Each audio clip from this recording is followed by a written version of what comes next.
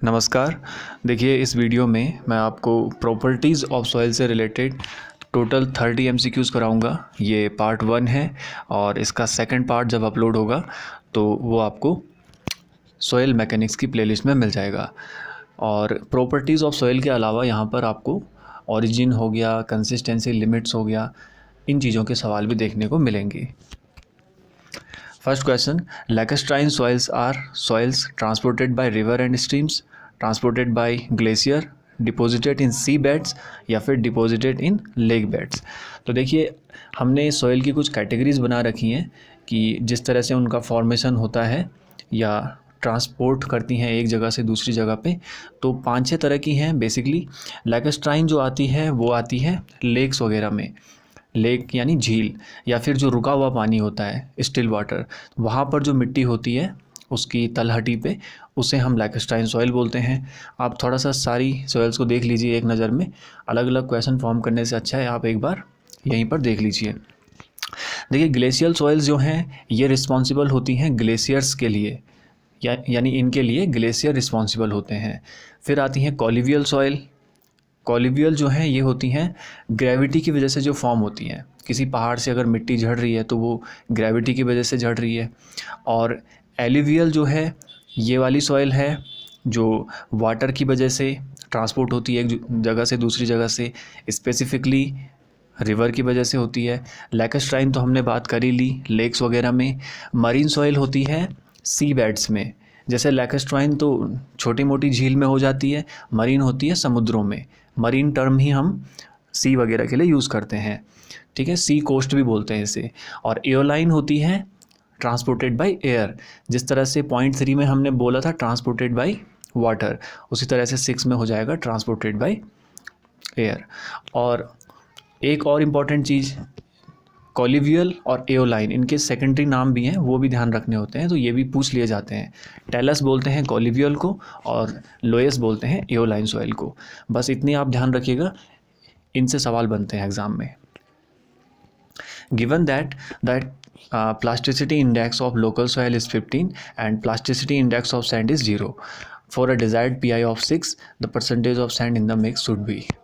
देखिए, पहली चीज़ तो यहाँ पर ये है कि ये जो PI ऑफ सैंड 0 लिखा हुआ है, ये अपने आप में एक सवाल बनता है। इससे पूछा जाता है कि सैंड की प्लास्टिसिटी कितनी होती है या इनमें से कौन सी है नॉन प्लास्टिक सैंड, ठीक है, उसकी बात हम आगे भी करेंगे।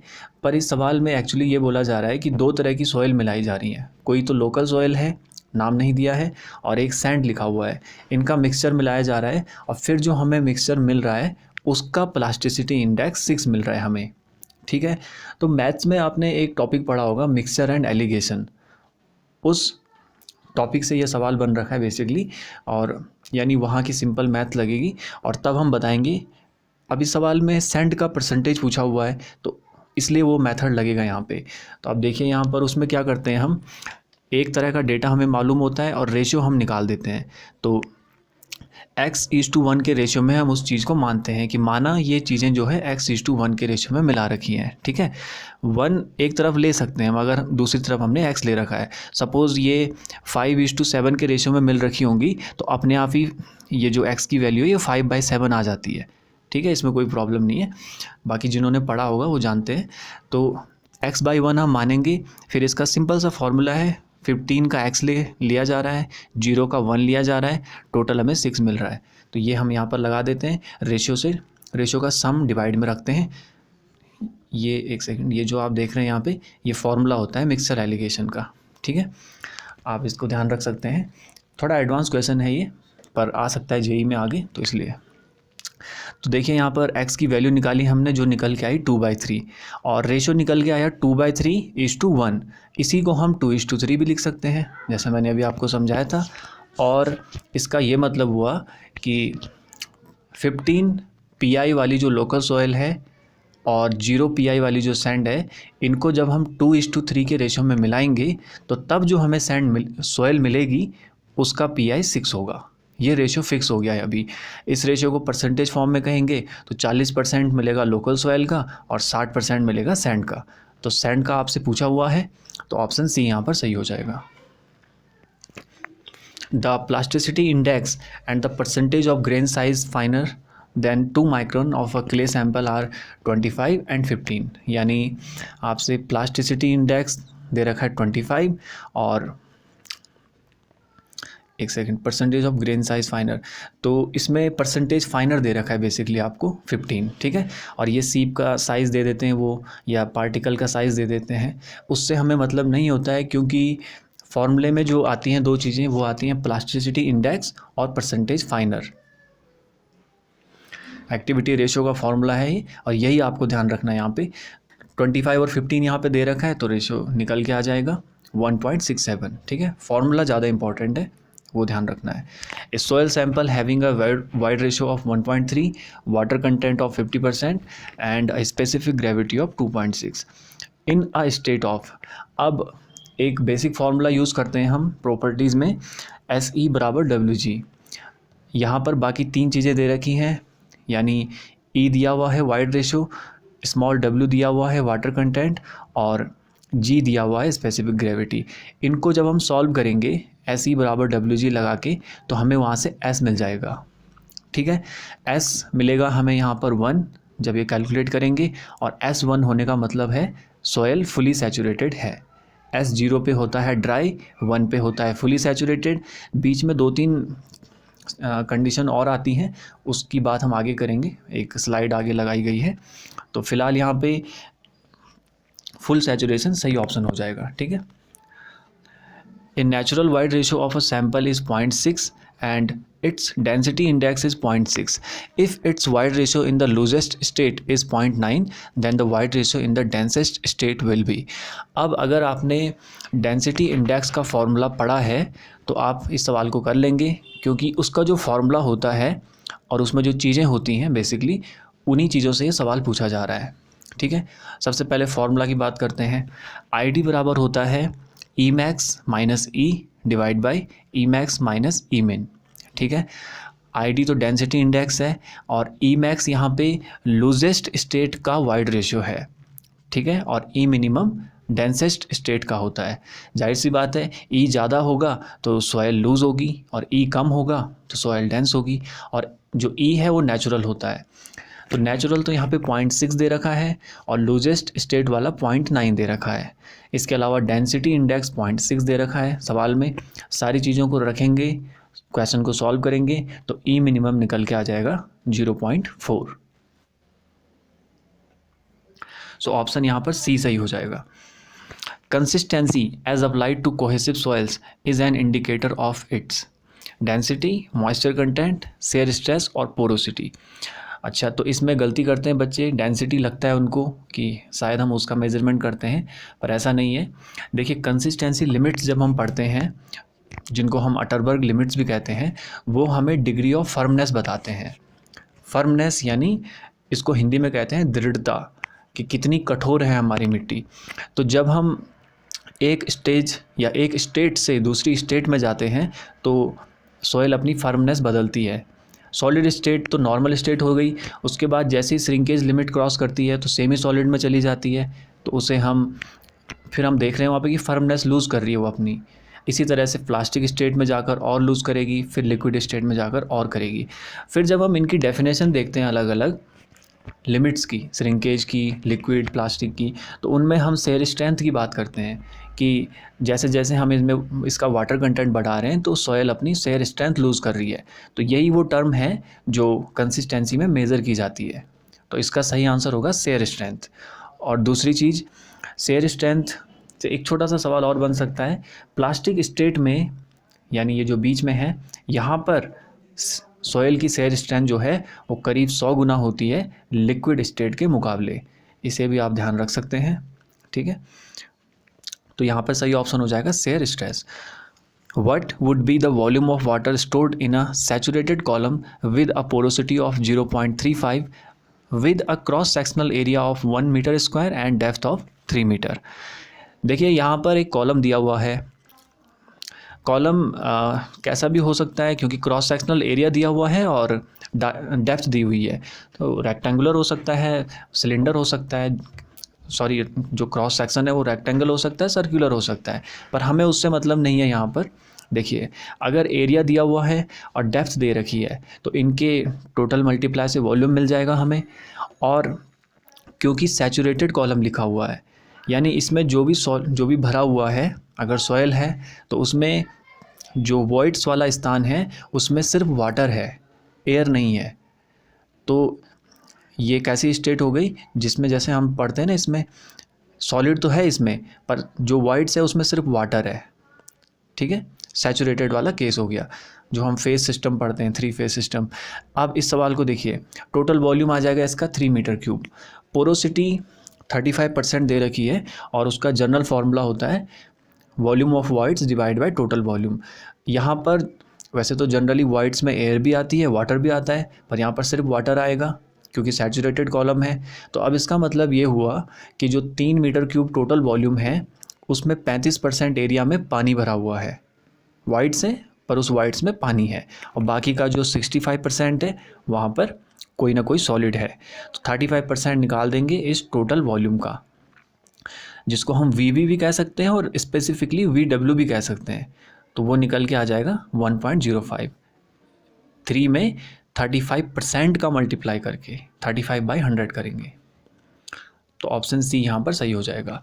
The relationship between void ratio and porosity is. देखिए ये बहुत इंपॉर्टेंट सवाल है, आसान है पर इम्पॉर्टेंट है इसलिए ऐड किया गया है। और वैसे तो ये होता है n बराबर E/1 + E या फिर E बराबर n/1 - n। आप याद रख सकते हैं, याद रखना चाहिए। और अगर किसी कारणवश कभी भूल गए तो मैं आपको थोड़ा सा ये समझा देता हूँ ये आता कहाँ से है शॉर्ट में। पोरोसिटी का फॉर्मूला अभी मैंने आपको बताया था, volume of wides by total volume. अब टोटल वॉल्यूम को हम 2 पार्ट्स में तोड़ सकते हैं, वाइड्स को अलग और सॉलिड को अलग। ठीक है, इसके बाद इस स्टेप में क्या हो रहा है कि हम अंश और हर यानी न्यूमरेटर और डिनोमिनेटर दोनों को वॉल्यूम ऑफ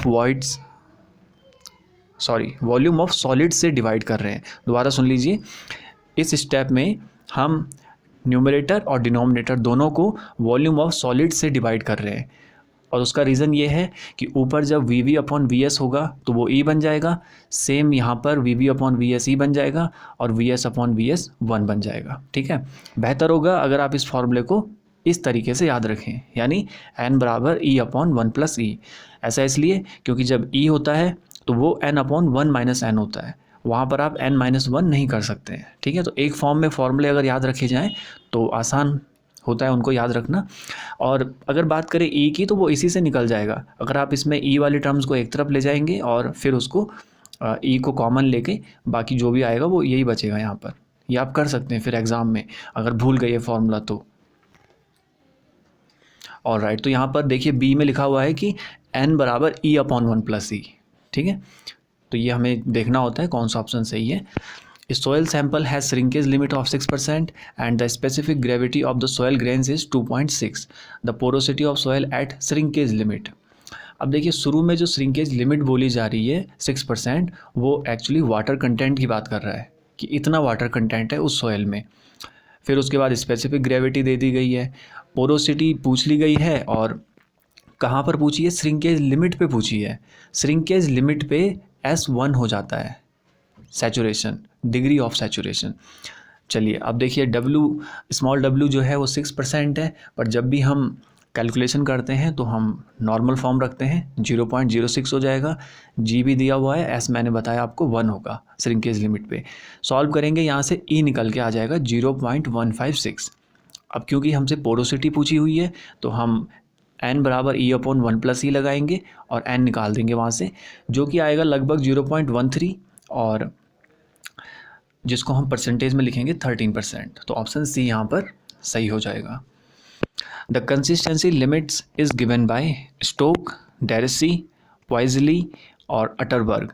ये जो ऑप्शन सी है इसको थोड़ा अलग तरीके से पढ़ते हैं, पर ये उनकी लैंग्वेज में पढ़ा जाता है। फ्रेंच के थे ये साइंटिस्ट, चारों साइंटिस्ट हैं ये, और ये जो तीसरे वाले हैं ये फ्रेंच के थे, तो इनका प्रोनाउंसिएशन थोड़ा अलग होता है, पर उससे हमें ज़्यादा मतलब नहीं है। अब देखिए ये क्वेश्चन जो था ये मैच वाला था, एक तरफ साइंटिस्ट के नेम लिखे हुए थे और दूसरी तरफ जो है उनका कंट्रीब्यूशन लिखा हुआ था कि किस फील्ड में उनका कंट्रीब्यूशन रहा है। तो कंसिस्टेंसी लिमिट जो है वो किसने दी है हमें, अटरबर्ग साहब ने। जिसको हम अटरबर्ग लिमिट्स भी कहते हैं, तो ऑप्शन डी यहाँ पर सही हो जाएगा। और इसके अलावा स्टोक आप कहाँ पर पढ़ते हैं, ग्रेन साइज डिस्ट्रीब्यूशन में जब सेडिमेंटेशन एनालिसिस करते हैं तो किसका फॉर्मूला निकलता है वहाँ पर, सेटलिंग वेलोसिटी का। तो सेटलिंग वेलोसिटी लिखा हुआ था राइट साइड में, तो स्टोक उसके लिए हो जाएगा। डेरेसी हम परमेबिलिटी में पढ़ते हैं, तो परमेबिलिटी इसका सही हो जाएगा, या उससे रिलेटेड कोई भी टर्म लिखी हुई हो। अगर आपने फॉर्मूला वगैरह पढ़ा हुआ है तो फिर क्वेश्चन कैसा भी घुमा दिया जाए आप कर लेंगे। और थर्ड वाला है जो वाइजली, ये वाला जो है इनका कंट्रीब्यूशन रहा है कैपिलरी वाले एक्सपेरिमेंट में, जो हम कैपिलरी वाला पढ़ते हैं। तो ध्यान रखिएगा सभी को, वीडियो आपको ये शेयर करनी है, उससे मेरे काम को सपोर्ट मिलेगा। Alright, question number 11, an inorganic clay of high compressibility is represented by the symbol. ये बहुत इंपॉर्टेंट सवाल है, अब इसको ज़रा समझ लीजिए ध्यान से। देखिए, जब हम प्लास्टिसिटी चार्ट देखते हैं तो उसमें हमें जनरली दो टाइप की चीज़ें देखने को मिलती हैं। एक तो हमारे पास ये वाले सिंबल देखने को मिलते हैं, सी या फिर एम या फिर ओ, और इन्हीं के साथ जो सिंबल देखने को मिलते हैं वो या तो एल हो सकता है, या फिर आई होता है, या फिर एच होता है। यानी सी एल भी होता है, सी आई भी, सी एच भी, फिर इसी तरह से एम एल, एम आई, एम एच, और फिर ओ एल, ओ आई, ओ एच। ठीक है, जो एम और ओ वाले ग्रुप बन रहे हैं इनको हम एक ही जोन में रखते हैं। इनका क्या मतलब है, देखिए सी यहाँ पर रिप्रेजेंट करता है इनऑर्गेनिक क्ले को, जिसकी बात इस सवाल में हो रही है। एम रिप्रेजेंट करता है सिल्ट को, और ओ रिप्रेजेंट करता है ऑर्गेनिक क्ले को। ठीक है, जस्ट ऑपोजिट ऑफ सी। और जो एल, आई और एच हैं ये लो, इंटरमीडिएट और हाई कंप्रेसिबिलिटी को दिखाते हैं। ठीक है, अब आ जाइए प्लास्टिसिटी चार्ट पे। देखिए, इस चार्ट में एक ए लाइन होती है जो 20 वाटर कंटेंट से शुरू होती है और कुछ इस तरह से जाती है। इसकी अपनी एक इक्वेशन होती है। देखिए, ये फ़ोटो जो आप इस वक्त देख रहे हैं ना, ये बहुत इंपॉर्टेंट है, यहाँ से कई तरह के सवाल बन सकते हैं। एक तो आपसे इक्वेशंस पूछी जा सकती हैं ए लाइन की या फिर यू लाइन की डायरेक्ट। इसके अलावा जैसा एक सवाल अभी पूछा गया, अब ए लाइन पे जो ये सवाल पूछा गया इसकी बात पहले कर लेते हैं। इसमें आपसे क्या बोला गया है, फिर से देख लेते हैं, inorganic clay of high compressibility. तो देखिए, इनऑर्गेनिक किस में आता है, मैंने अभी बताया सी से रिप्रेजेंट करते हैं, और हाई कंप्रेसिबिलिटी ये है सी एच, तो सी एच इसका सही आंसर हो जाएगा। इंटरमीडिएट कहता तो सी आई, लो कहता तो सी एल हो जाता। ठीक है, और इंटरमीडिएट को हम मीडियम भी कह सकते हैं। इसके अलावा एम मैंने आपको बता दिया सिल्ट के लिए होता है, और ओ होता है ऑर्गेनिक क्ले के लिए। ठीक है, और क्या सवाल पूछे जाते हैं यहाँ से, वाटर कंटेंट से पूछे जा सकते हैं कि लो वाले में जो वाटर कंटेंट है वो कहाँ से होता है। तो आप देख सकते हैं यहाँ पे 30 और 40 के बीच में ये लाइन है, वो 35 पे है एक्चुअली, वहाँ पर वाटर कंटेंट 35 है। तो 35 से कम में होता है लो कंप्रेसिबिलिटी वाला केस, 35 से 50 में हो जाता है मीडियम वाला, और 50 से ज़्यादा में होता है हाई वाला। आप देख सकते हैं अगली लाइन 50 पे है। ठीक है, ये भी पूछा जाता है। और कुछ सवाल इससे ऐसे भी पूछे जाते हैं कि बताइए जो नीचे ऑप्शन दे रखे हैं इनमें से कौन सा है जो ए लाइन से ऊपर लाई करता है, तो आपको दे देगा एम एल, ओ आई, एम एच और सी आई। तो सी आई एक ऐसा ऑप्शन है जो ए लाइन से ऊपर लाई करता है। और स्पेसिफिक पूछ सकता है कि बताइए कौन सा ऑप्शन है जो ए लाइन से ऊपर लेकिन 50 के बाद लाई करता है, तो उस केस में तो सी एच ही होगा, वन एंड ओनली ऑप्शन। ठीक है, तो आप देख सकते हैं सवाल तो कैसे भी पूछा जा सकता है, आपको बेसिक नॉलेज होना चाहिए। यहाँ पर सी एच हो जाएगा। If void ratio is 0.67, water content 0.188 और specific gravity 2.68, degree of saturation पूछा जा रहा है। बहुत आसान सवाल हो गया। अब ये एस बराबर डब्ल्यू जी होगा। इसको इसलिए ऐड किया गया है क्योंकि आपको ये रियलाइज़ हो जाए कि ये क्वेश्चन बहुत पूछे जाते हैं जेई लेवल के एग्ज़ाम में। ठीक है, फिर भी आप सॉल्यूशन देख लीजिए, ज़रूरत नहीं है लगाएंगे। हाँ, इतना ध्यान रखना है कि कभी भी कोई डेटा परसेंटेज में मत रख देना सॉल्व करते वक्त, उसको प्योर फॉर्म में रखना है। उसके बाद जो भी आएगा फाइनल आंसर उसको आप कन्वर्ट कर सकते हैं 100 का मल्टीप्लाई करके। 75 इसका सही आंसर हो जाएगा। Uniformity coefficient of well graded sand is greater than 6 और वेल ग्रेडेड ग्रेवल का ग्रेटर देन 4, दोनों याद होने चाहिए। CU की बात हो रही है यहाँ पर। The moisture content of a soil below which the soil volume becomes constant is called। क्या बोला जा रहा है यहाँ पे, वो वाला कंटेंट आपको बताना है, मॉइस्चर कंटेंट जहाँ पर सॉइल का वॉल्यूम कांस्टेंट हो जाता है। तो देखिए जब हम अभी मैंने एक पिक्चर दिखाई थी आपको कंसिस्टेंसी लिमिट वाली, तो वहाँ पे जब हम सॉलिड स्टेट से सेमी सॉलिड स्टेट में जाते हैं तो वो बीच में आती है श्रिंकेज लिमिट, और वो एक ऐसी लिमिट है जिसके बाद जो सॉइल है वो पानी को एब्जॉर्ब करना बंद कर देती है। देखिए ड्राई सॉइल है तो वो पानी पानी को एब्जॉर्ब करेगी, और कब तक करेगी, जब तक उसका डिग्री ऑफ सैचुरेशन 1 नहीं हो जाता। तो मैंने आपको बताया था कि डिग्री ऑफ सैचुरेशन कहाँ पर 1 होता है, कुछ इस तरह से दिखाया था ना अभी आपको। तो ये जो चीज़ है यहाँ पर श्रिंकेज लिमिट, यहाँ से जब हम चलेंगे तो पानी को एब्जॉर्ब करेगी सॉइल, लेकिन श्रिंकेज लिमिट तक करेगी। उसके बाद उसके वॉल्यूम में कोई चेंजेस नहीं आएंगे, यानी उसका वॉल्यूम जो है वो कांस्टेंट हो जाएगा श्रिंकेज लिमिट पे। तो ऑप्शन यहाँ पर सी बिल्कुल सही हो जाएगा। Cohesion less soil is silt, clay, sand, कौन है इनमें से? तो सैंड होती है कोहेजन लेस, ठीक है, और क्ले हो जाती है कोहेसिव सॉइल। कोहेजन लेस का मतलब है जिसके पार्टिकल्स आपस में बॉन्डिंग ना कर सकें बेहतर तरीके से। तो सैंड में आपने देखा होगा अलग अलग छने होते हैं, और क्ले में चिपके होते हैं, चिकनी मिट्टी में। The ratio of liquid limit to a plasticity index for a soil mass is called. अब देखिए इस सवाल में ये सवाल असल में वैसे इसका कोई ऑप्शन सही नहीं है, पर इसमें जो ऑप्शन दिए हुए हैं वो इस तरह से दिए हुए हैं कि बच्चा इनमें गलती करे। जो फॉर्मूला होता है लिक्विडिटी इंडेक्स का और कंसिस्टेंसी इंडेक्स का, वो कुछ इसी तरह का दिखता है। उसमें एक चीज़ तो सही है कि डिनोमिनेटर में प्लास्टिसिटी इंडेक्स होता है, पर न्यूमरेटर में लिक्विड लिमिट के अलावा भी कुछ होता है। एक में होता है, एक में दूसरे में लिक्विड लिमिट नहीं होती है, श्रिंकेज लिमिट होती है। तो इसको ज़रा समझ लीजिए आप। देखिए कंसिस्टेंसी इंडेक्स जो होता है उसमें हम क्या करते हैं, liquid limit minus natural water content, और डिवाइड में तो आईपी आएगा, मैंने आपको बता दिया। IP plasticity index, liquid limit minus plastic limit भी लिख सकते हैं उसको, ठीक है। तो आईसी में क्या होता है, WL माइनस WN, ये है WL, इसमें से नेचुरल वाटर कंटेंट को सब्ट्रैक्ट करते हैं। और IL वाले केस में नेचुरल वाटर कंटेंट में से WP को सब्ट्रैक्ट करते हैं, ठीक है, ऑपोजिट हो जाता है। IC में WL में से WN माइनस करेंगे, और IL में WN में से WP को, ठीक, डिनोमिनेटर सेम रहेंगे, और इसीलिए जब हम इनको ऐड करेंगे तो इनका 1 आ जाता है सम। यहाँ से भी सवाल बनते हैं, IC बराबर नीचे लिख लेगा 1 + IL, 1 - IL, 1/IL, ठीक है। तो आपको बस ध्यान क्या रखना है कि दोनों का सम 1 होगा, और आप ऊपर इनको ऐड करके देख सकते हैं 1 ही तो आ रहा है। ऊपर कैसे आ रहा है 1, नेचुरल वाटर कंटेंट हट जाएगा, कैंसिल हो जाएगा, WL माइनस WP बचेगा, वो IP होता है, तो IP/IP 1 हो जाएगा, ठीक है। तो ये हो गई एक चीज़। अब इसी के जैसा आपने एक केस और देखा होगा जिसमें हम AC और S की बात करते हैं, ठीक है, एयर कंटेंट और डिग्री ऑफ सैचुरेशन। तो उसमें भी यही होता है, एक में डिनोमिनेटर में तो दोनों में वॉइड्स की बात होती है, और एक में क्या होता है, AC में ऊपर एयर आ जाता है, दूसरे में वाटर आ जाता है। तो एयर और वाटर जब ऐड होगा टोटल VV बनाएगा, VV/VV 1 हो जाता है।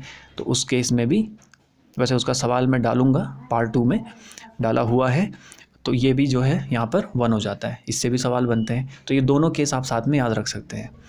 तो यहाँ पर ऑप्शन क्या होगा, नॉन ऑफ दिस, पर मैंने आपको बता दिया कि ये किस तरह से क्वेश्चन फॉर्म हुआ है। Uniformity coefficient of soil is always less than 1, always equal to 1, equal to और लेस देन 1, या फिर इक्वल टू और ग्रेटर देन 1।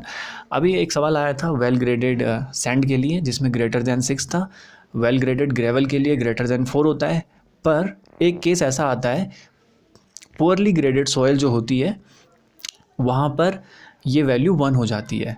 कौन सी वैल्यू, D60/D10 की, CU की बात हो रही है, यूनिफॉर्मिटी कोफिशिएंट या कोफिशिएंट ऑफ यूनिफॉर्मिटी।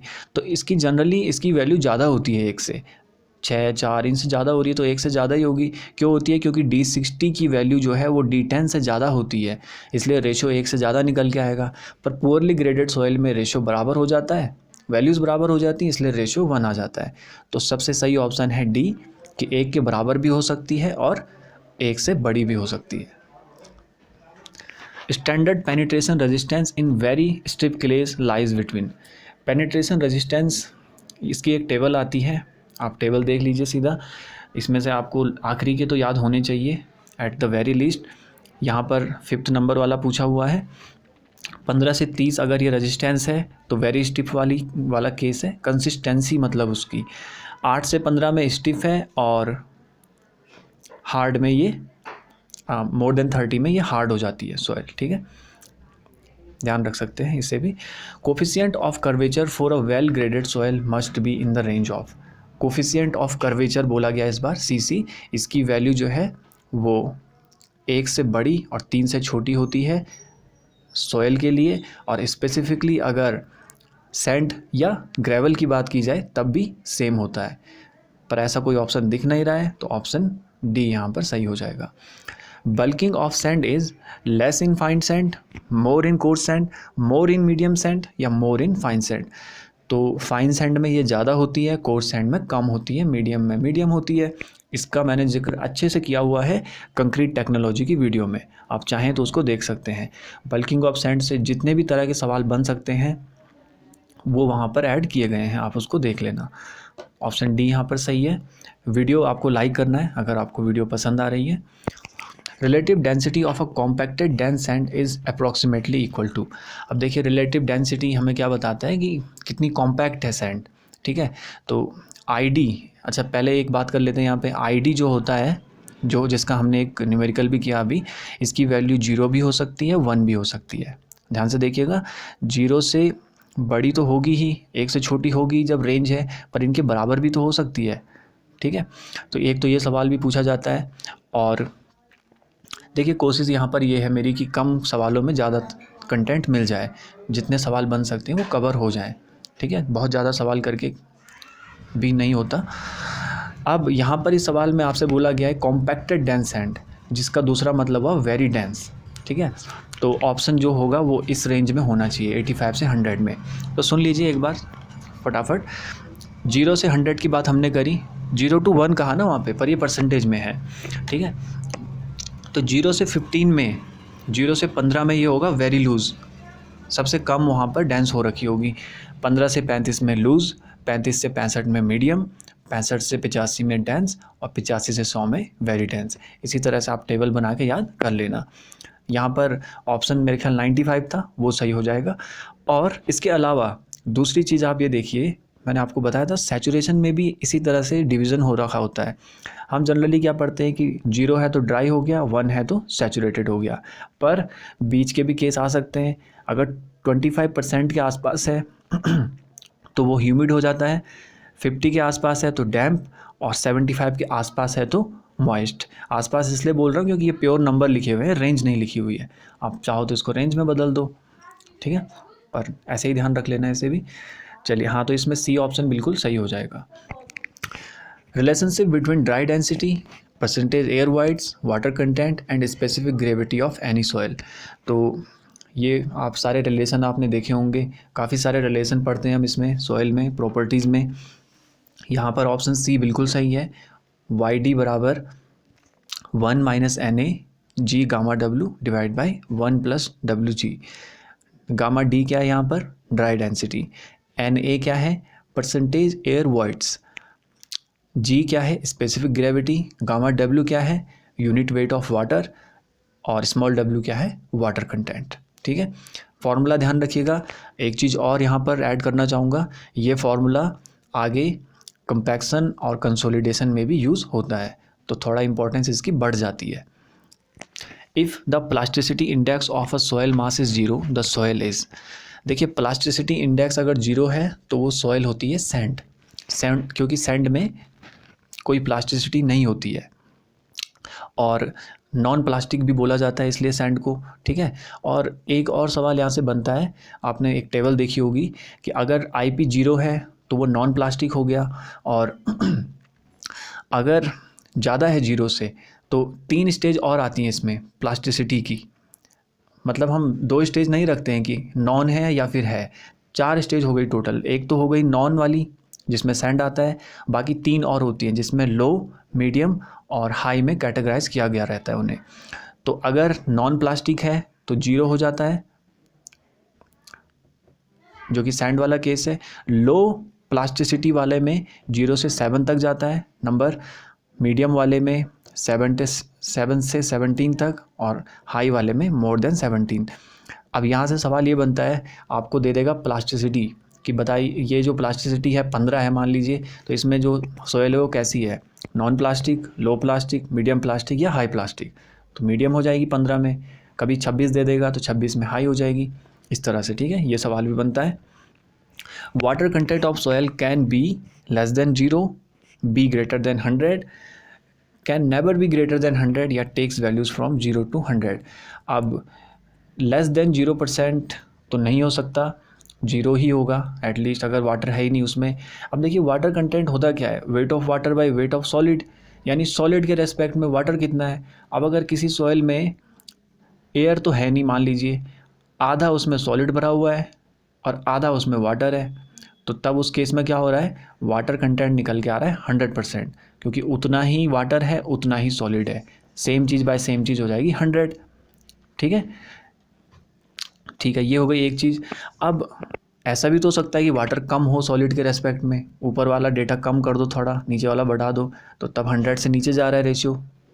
ठीक है, बिल्कुल ही कम कर दो तो 0 हो जाएगा, लेकिन ऊपर वाला बढ़ भी तो सकता है, सॉलिड कम भी तो हो सकता है, सॉलिड यहाँ आ जाए नीचे, वाटर बढ़ जाए। ठीक है, तो उस केस में क्या हो रहा है, वाटर बढ़ रहा है तो ऊपर की चीज़ बढ़ेगा तो रेशियो क्या आएगा, 100 से ज़्यादा आएगा। तो सबसे अप्रोप्रिएट ऑप्शन यहाँ पे होता है बी ग्रेटर देन 100%। 100% से ज़्यादा भी हो सकता है, यहाँ पर ऐसा नहीं लिखा हुआ है कि कम नहीं हो सकता, पर ज़्यादा हो सकता है 100 से। ओवरऑल 0 भी हो सकता है, 0 से ज़्यादा भी हो सकता है, 100 भी क्रॉस कर सकता है। ठीक है, इसी तरह से आपको वाइड रेशियो और पोरोसिटी, इनकी लिमिट्स भी मालूम होनी चाहिए, और डेंसिटी इंडेक्स की तो मैंने आपको बताई दी, और डिग्री ऑफ सैचुरेशन की भी बता दी।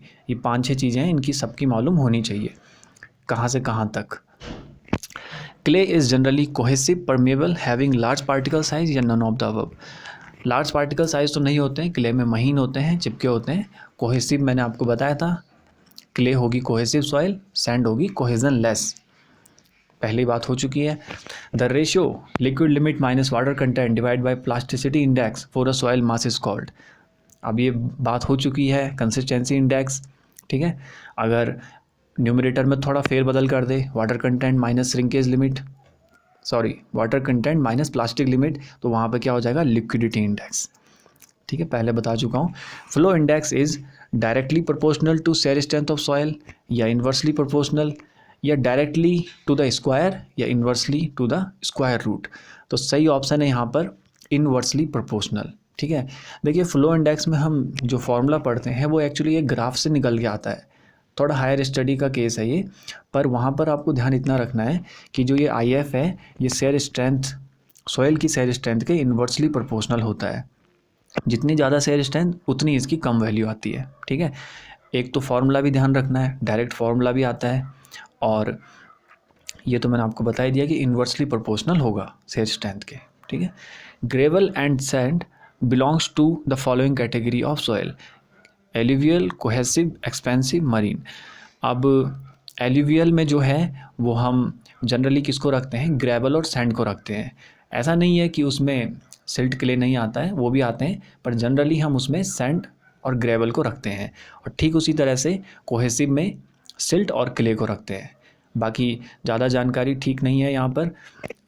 अब इसमें कोहेसिव में आप देखेंगे तो सिल्टी क्ले, क्लेई सिल्ट, ऐसे तमाम चीज़ें आ जाती हैं, पर जो मोटा मोटा ध्यान रखना है वो मैंने आपको बता दिया है। Specific gravity of soil is same for clays and sand, determined by hydrometer, less than 2 और मोस्ट फॉर मोस्ट सॉइल्स, या फिर more than 2.5 for most soils. यहाँ पर सही ऑप्शन है ऑप्शन डी, क्योंकि आपने देखा होगा ज़्यादातर चीज़ों की कह रहा हूँ मैं, ज़्यादातर सॉइल्स की 2.5 से ज़्यादा ही होती है, 6, 7 वगैरह वगैरह करके आगे। और ऑर्गेनिक सॉइल में बोला जाता है कि इसकी कम होती है 1.5 से लेकर 2 तक। तो मोस्ट सॉइल लिखा हुआ है यहाँ पर, तो ज़्यादातर की तो 2.5 से ज़्यादा ही हो रही है। ठीक है, यहाँ पर ऑप्शन डी सही है। आखिरी सवाल, density index for a natural soil is used to express percentage voids, relative compactness, shear strength, या फिर स्पेसिफिक ग्रेविटी। तो रिलेटिव कॉम्पैक्टनेस बताता है ये, जिसको हम आसान शब्दों में डिग्री ऑफ कॉम्पैक्शन भी कहते हैं। जैसे वहाँ पर डिग्री ऑफ फर्मनेस बताया था ना, अटरबर्ग लिमिट्स में कठोरता बता रहा था, यहाँ पे कॉम्पैक्शन बताता है कितनी कॉम्पैक्ट हो रखी है, 0 यानी सबसे कम, 100 यानी सबसे ज़्यादा। ठीक है, चलिए ये थे 30 MCQs। उम्मीद है आपको वीडियो पसंद आई होगी, और वीडियो आपको शेयर करना है पहला काम, फिर कमेंट करके अपना फीडबैक देना है, वो सबसे इम्पोर्टेंट काम है। और वीडियो देखने के लिए थैंक यू सो मच।